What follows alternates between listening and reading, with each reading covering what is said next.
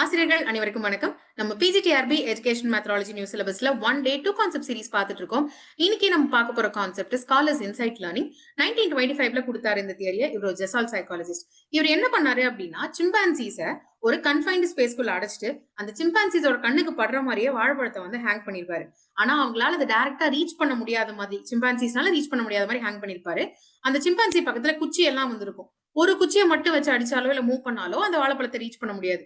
ஒரு சர்டன் ஸ்டேஜ்ல இந்த சிம்பான்சி என்ன பண்ணும் அப்படின்னா நம்ம 2 ஸ்டிக்ஸை வந்து சேர்த்து வச்சு இதை இழுத்தா என்ன அப்படின்னு 2 ஸ்டிக்ஸ் சேர்த்து வச்சு அந்த வாழைப்பழத்தை இழுத்து அந்த வாழைப்பழத்தை வந்து சாப்பிட்றோம்.